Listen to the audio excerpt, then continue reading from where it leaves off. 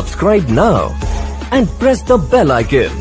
Never miss an आपका update. अपना YouTube channel LK Jha classes में। दोस्तों, आज आधुनिक भारत के इतिहास के क्रम में ब्रिटिश सत्ता का विस्तार भाग 3 लेकर आया हूं।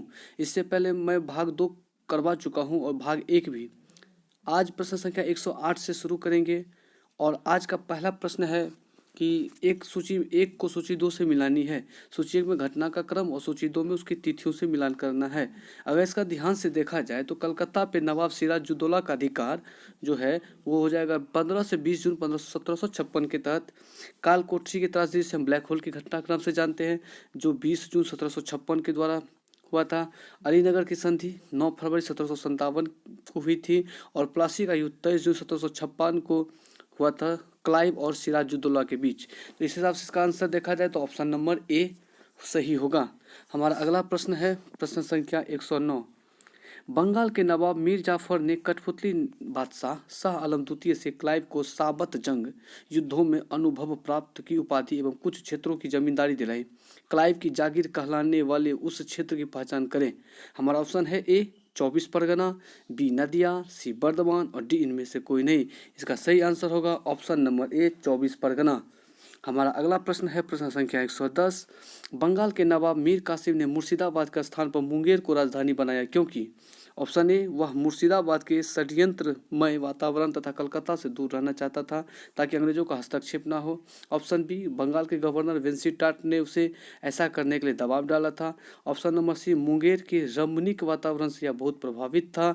ऑप्शन नंबर डी इनमें से कोई नहीं। इसका सही आंसर होगा ऑप्शन नंबर ए, वह मुर्शिदाबाद के षड्यंत्रमय वातावरण तथा कलकत्ता से दूर रहना चाहता था ताकि अंग्रेजों का हस्तक्षेप ना हो। हमारा अगला प्रश्न है प्रश्न संख्या 111। बंगाल के किस नवाब ने ब्रिटिश कंपनी के गवर्नर को लिखा, आपके भद्र पुरुष इस व्यवहार करते हैं, वे समस्त देश में गड़बड़ी फैलाते हैं, लोगों को लूटते हैं और तब मेरे अधिकारियों का अनादर करते हैं, तब उन्हें शारीरिक यातना देते हैं। इसका ऑप्शन है A Alivardi Khan, B Sirajuddaula, C Mir Jafar, D Mir Qasim. इसका सही आंसर होगा option number D Mir Qasim. हम चलते अगले प्रश्न पे प्रश्न संख्या 112 पे। बंगाल के किस नवाब ने 2 वर्षों के लिए सभी व्यापारियों के लिए समस्त व्यापारी कोरों एवं चुंगियों को खत्म कर एक बड़ा असाधारण कदम उठाया था? हमारा ऑप्शन है A Alivardi Khan, B Sirajuddaula, C Mir Qasim और डी मीर जाफर। इसका सही आंसर होगा option number C Mir Qasim. अगर बंगाल के नवाबों का क्रम देखा जाए तो अलीवर्दी खां, उसके बाद सिराजुद्दौला, फिर मीर जाफर, फिर मीर कासिम। चलते हम अगले प्रश्न पे प्रश्न संख्या 113।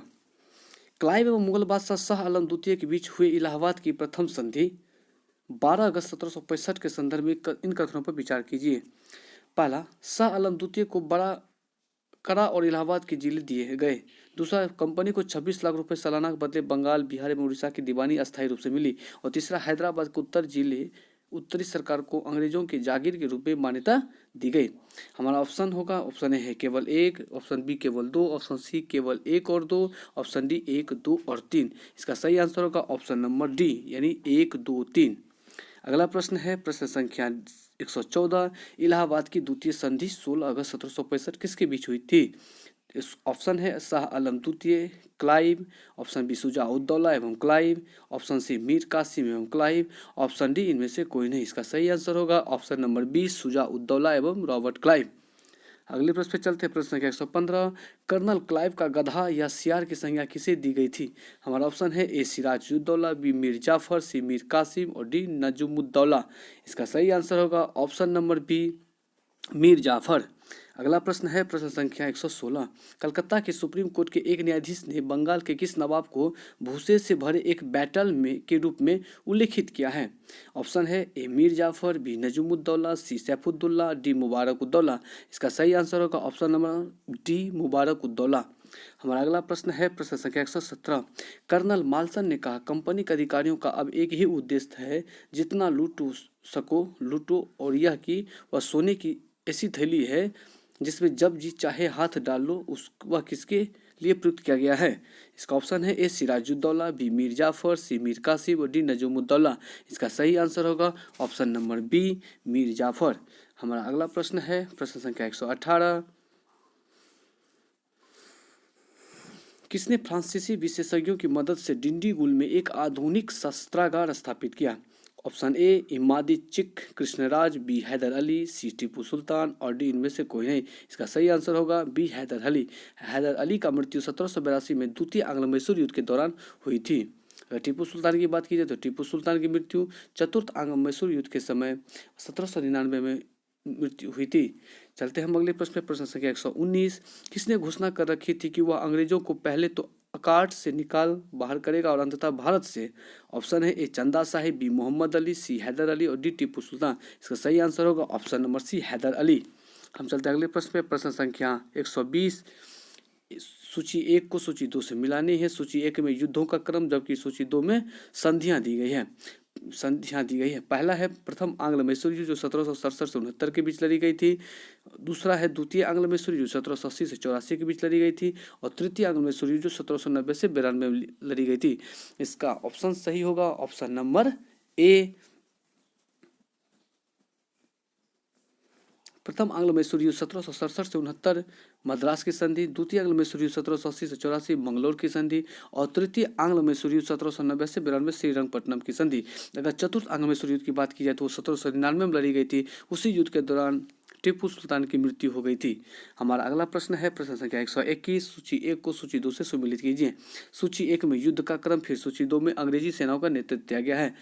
प्रथम आंग्ल मैसूर युद्ध, द्वितीय आंग्ल मैसूर युद्ध, तृतीय आंग्ल मैसूर युद्ध और चतुर्थ आंग्ल मैसूर युद्ध। इसका सही क्रम देखा जाए तो हमारा ऑप्शन नंबर हो जाएगा ए 1 2 3 4। यानी प्रथम आंग्ल मैसूर युद्ध के समय अंग्रेजी सेना का नेतृत्व जनरल स्मिथ ने किया था। द्वितीय आंग्ल मैसूर युद्ध के समय अंग्रेजी सेना का नेतृत्व जनरल आयर कूट ने किया था। तृतीय आंग्ल मैसूर युद्ध के समय अंग्रेजी सेना का नेतृत्व मेजर जनरल मैडोज ने किया था। जबकि चतुर्थ आंग्ल मैसूर युद्ध के समय अंग्रेजी सेना का नेतृत्व जनरल स्टुअर्ट ने किया था। हमारा अगला प्रश्न है प्रश्न संख्या 122। हैदर अली की मृत्यु 1782 किस युद्ध के दौरान हुई थी? हमारा ऑप्शन है ए प्रथम आंग्ल मैसूर युद्ध, द्वितीय आंग्ल मैसूर युद्ध, तृतीय आंग्ल मैसूर युद्ध, चतुर्थ आंग्ल मैसूर युद्ध। तो दोस्तों हैदर अली की मृत्यु 1782 ईस्वी में द्वितीय आंग्ल मैसूर युद्ध के समय हुई थी। इसका अगला प्रश्न है प्रश्न संख्या 123। द्वितीय आंग्ल मैसूर युद्ध को बंद करने के लिए टीपू सुल्तान तथा अंग्रेजों के मध्य मंगलोर की संधि 1784 हुई। इस संधि पर अंग्रेजों की ओर से हस्ताक्षर करने वाले मद्रास के गवर्नर का क्या नाम था? हमारा ऑप्शन है A lord Harris, B lord Hamilton, C lord Macartney और डी लॉर्ड स्टीफेंस। इसका सही आंसर होगा option number C lord Macartney. हमारा अगला प्रश्न है प्रश्न संख्या 124। द्वितीय आंग्ल मैसूर युद्ध के समय गवर्नर जनरल कौन था? हमारा ऑप्शन है A Warren Hastings, B lord Cornwallis, C sir John Shore, D lord Wellesley. इसका सही आंसर होगा option number A Warren Hastings. हमारा अगला प्रश्न है प्रश्न संख्या 125। टीपू सुल्तान तथा कॉर्नवालिस के बीच 1792 में श्रीरंगपट्टनम की संधि हुई। इसके तहत हमारा ऑप्शन नंबर सही होगा एक सी, जो 1 2 और 4। इसका सही आंसर है। एक में है टीपू को अपना आधा राज्य सेना को देना पड़ा, दूसरा टीपू को 3 करोड़ रुपए युद्ध क्षति के रूप में देना पड़ा और तीसरा है चौथा होगा अपने 2 बेटे को बंधक स्वरूप अंग्रेजों के पास रखना स्वीकार करना पड़ा। अगला प्रश्न है प्रश्न संख्या 126। टीपू सुल्तान ने अंग्रेजों को निष्कासित करने के लिए निम्न में से किन देशों के साथ संपर्क स्थापित किया? ऑप्शन ए फ्रांस, बी अरब, सी अफगानिस्तान, 4 मॉरिशस और 5 तुर्की। इसका सही आंसर होगा ऑप्शन नंबर डी 1 2 3 4 5। यानी इनमें से सभी फ्रांस, अरब, अफगानिस्तान, मॉरिशस और तुर्की। अगला प्रश्न है प्रश्न संख्या 127। टीपू सुल्तान के संबंध में इन कथनों पर विचार कीजिए। कथन है टीपू ने एक नया कैलेंडर या पंचांग लागू किया, टीपू ने सिक्का ढलाई की एक नई प्रणाली की शुरुआत की, टीपू ने माप तौल के लिए नए पैमाने को अपनाया और चौथा है फ्रांसीसी क्रांति 1789 की सफलता से प्रभावित होकर उसने रंगपट्टनम में जैकोबिन क्लब की स्थापना की, स्वतंत्रता का वृक्ष लगाया तथा अपने को नागरिक टीपू विहित करने लगा। इसका सही आंसर होगा ऑप्शन नंबर डी यानी 1 2 3 4। अगला प्रश्न है प्रश्न संख्या 128। तृतीय आंग्ल मैसूर युद्ध के दौरान टीपू के विरुद्ध चतुर्थ पक्षीय संयुक्त मोर्चा में शामिल थे। ऑप्शन है ए ट्रावनकोर, निजाम, मराठा एवं अंग्रेज, बी में ट्रावनकोर, निजाम, मराठा एवं फ्रांसीसी, सी रुहेलखंड, ट्रावनकोर, मराठा एवं अंग्रेज, डी रुहेलखंड, ट्रावनकोर, निजाम एवं मराठा। हमारा सही आंसर होगा ऑप्शन नंबर ए ट्रावनकोर, निजाम, मराठा एवं अंग्रेज। हमारा अगला प्रश्न है प्रश्न संख्या 129। चतुर्थ आंग्ल मैसूर युद्ध 1799 के संबंध में इन कथनों पर विचार कीजिए। कथन है ए इस युद्ध के दौरान टीपू सुल्तान की मृत्यु हुई, इस युद्ध में अंग्रेजों की पूर्ण विजय हुई और मैसूर के अधिकांश प्रदेशों का अंग्रेजी राज्य में विलय कर लिया गया। तीसरा, वोडियार वंश के एक बालक कृष्णराज द्वितीय को राजगद्दी पर बिठाकर मैसूर राज्य पर सहायक संधि लाद दी गई। इसका सही आंसर होगा ऑप्शन नंबर डी, यानी इनमें से सभी। अगला प्रश्न है 130। किसने कहा था, मैं अंग्रेजों के स्थल साधनों को तो समाप्त कर सकता हूं परंतु समुद्र को नहीं सुखा सकता हूं? ऑप्शन है ए हैदर अली, बी टीपू सुल्तान, सी सिराजुद्दौला, डी मीर कासिम। इसका सही आंसर होगा option number B, Tipu Sultan. अगला प्रश्न है प्रश्न संख्या 131। किसकी अत्यंत प्रिय उक्ति थी, भेड़ की तरह एक लंबी जिंदगी जीने से कहीं बेहतर है शेर की तरह एक दिन जीना? ऑप्शन है ए हैदर अली, बी टीपू सुल्तान, सी अलीवर्दी खां, डी मीर कासिम। इसका सही आंसर होगा option number B, Tipu Sultan. अगला प्रश्न है प्रश्न संख्या 132। निम्नलिखित कथन पर विचार कीजिए। कथन है एक, सिख के प्रथम गुरु नानक देव 1469 से 1538 मुगल बादशाह बाबर के समकालीन थे और उनका जन्म स्थान तलवंडी या ननकाना पाकिस्तान था। दूसरा, सिखों के दूसरे गुरु अंगद देव के मूल नाम लहना था। तीसरा कथन है अकबर ने सिख के चौथे गुरु रामदास को 500 बीघा जमीन दान में दिया जिस पर उन्होंने अमृतसर नामक तालाब बनवाया। ऑप्शन नंबर 4 है सिखों के 5वें गुरु अर्जुन देव ने अमृतसर में एक हरमिंदर साहिब की नींव रखी, गुरु की गद्दी पर वंशानुगत उत्तराधिकार का प्रचलन किया तथा शाहजादा खुसरो की मदद कर गुरुओं द्वारा पहली बार राजनीतिक मामलों में रुचि दिखाई। इसका सही आंसर होगा ऑप्शन नंबर डी, इनमें से सभी। अगला प्रश्न 133। किस सिख गुरु ने प्रत्येक सिख से दशांश धार्मिक कर वसूल करना आरंभ किया एवं साधु वेश त्याग कर राजसी वस्त्र पहनना आरंभ किया? Option A Arjun Dev, B Hargobind, C Tegh Bahadur, D Guru Gobind Singh. सही आंसर होगा ऑप्शन नंबर ए, गुरु अर्जुन देव। सिख के 5वें गुरु अर्जुन देव, हरगोविंद, तेग बहादुर, गुरु गोविंद सिंह।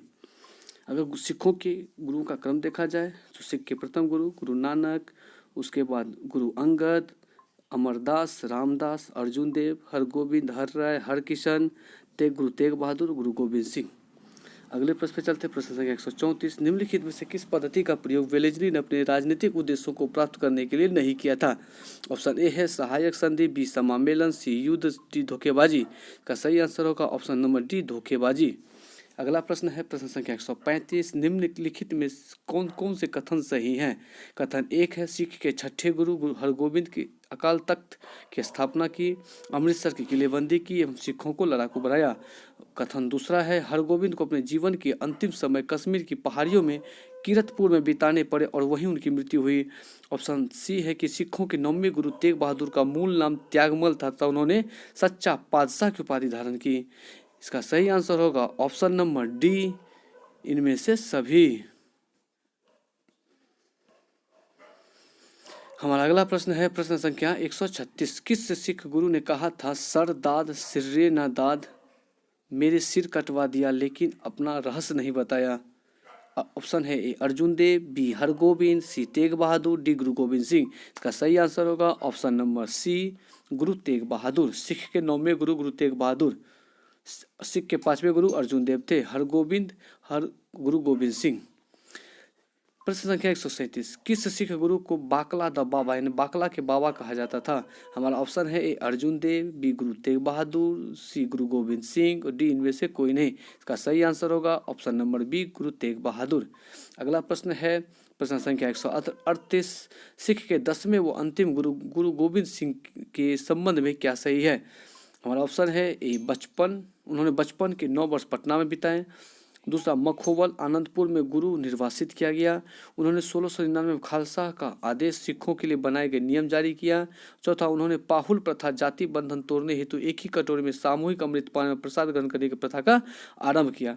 इसका सही आंसर होगा ऑप्शन नंबर डी, यानी 1, 2, 3, 4 यानी सभी ऑप्शन इसके सही हैं। अगला प्रश्न है प्रश्न संख्या 139। गुरु गोविंद सिंह की रचनाएं हैं। प्रथम दशम ग्रंथम, दूसरा चंडी चरित्र, तीसरा विचित्र नाटक, चौथा जफरनामा। ऑप्शन है ए 1, 2, 3, बी 1, 2, 4, सी 2, 3, 4 और डी 1, 2, 3, 4। इसका सही आंसर होगा ऑप्शन नंबर डी 1, 2, 3, 4 यानी गुरु गोविंद सिंह की रचना है दशम ग्रंथ, चंडी चरित्र, विचित्र नाटक, जफरनामा। इनमें जफरनामा का विशेष करके एग्जाम में पूछा जाता है। अगला प्रश्न है प्रश्न संख्या 140।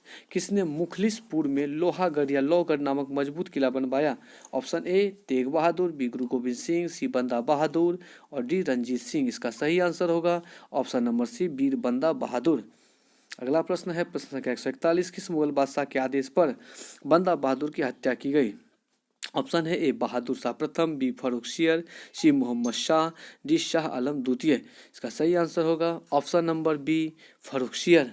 हमारा अगला प्रश्न है प्रश्न संख्या 142।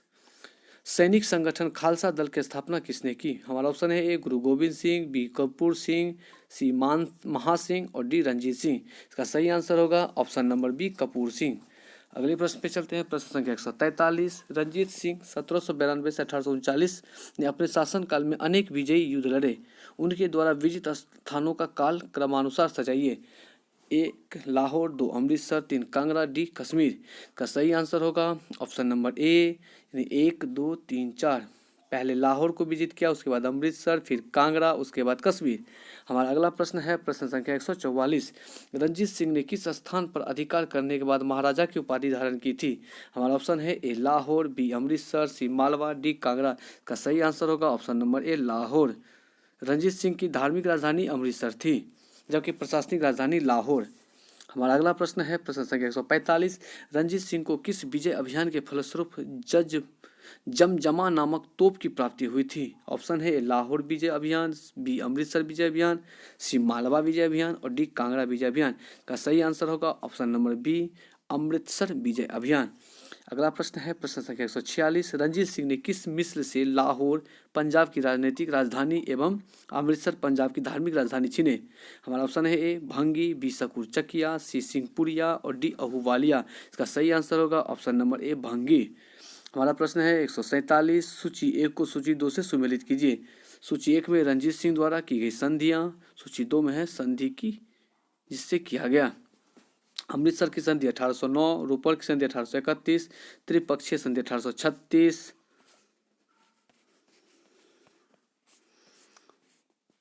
तो इसका सही आंसर होगा ऑप्शन नंबर ए 1 2 3।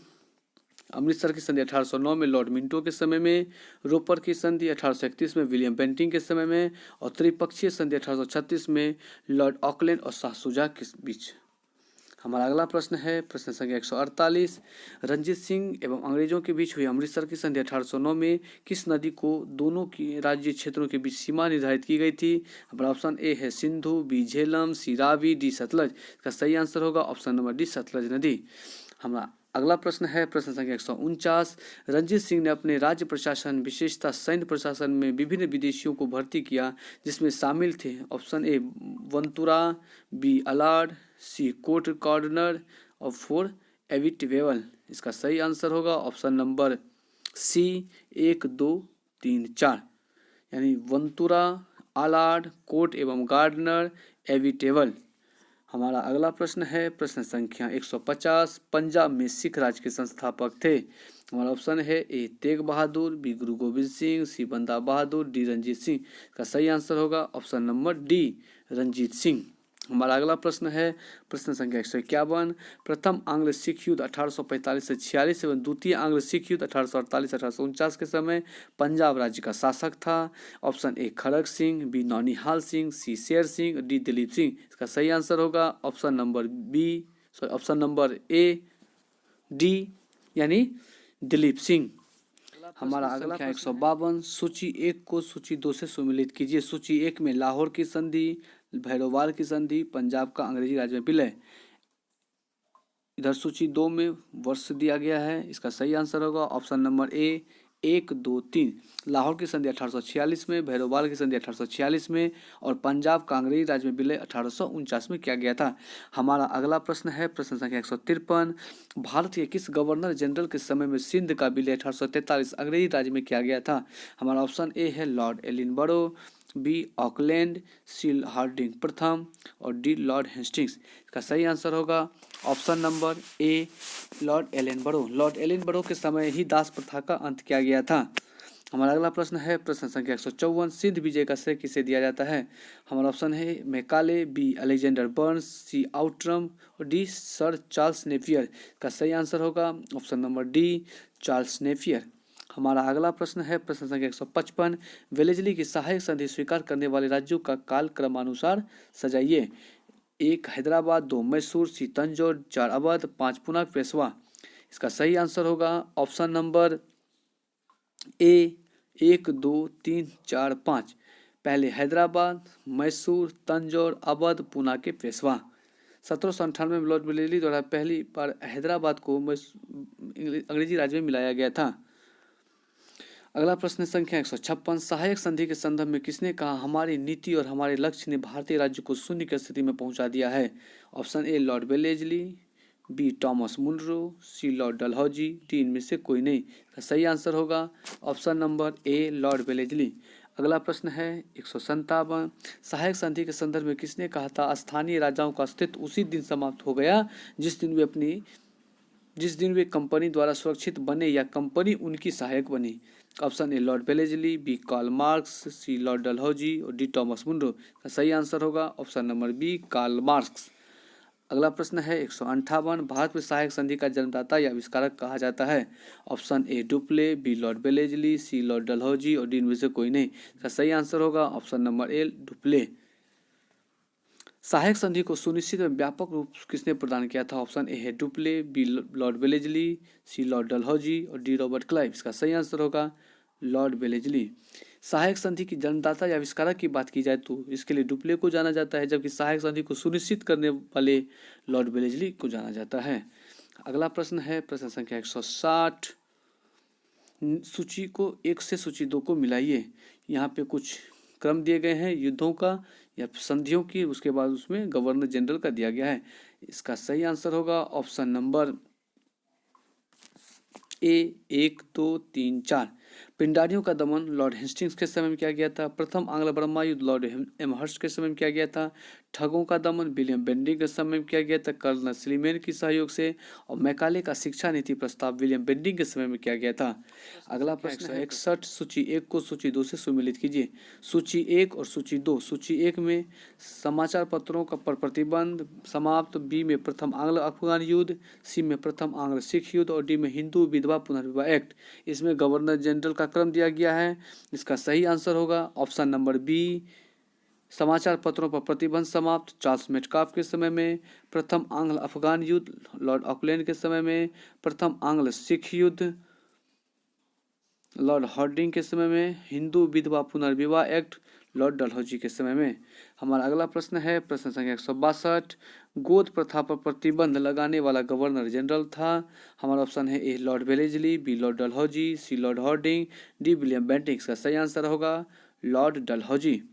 अगला प्रश्न है 163, डलहौजी के जब्ती का सिद्धांत गोद प्रथा पर प्रतिबंध के शिकार होने वाले राज्यों का काल क्रमानुसार सजाइए।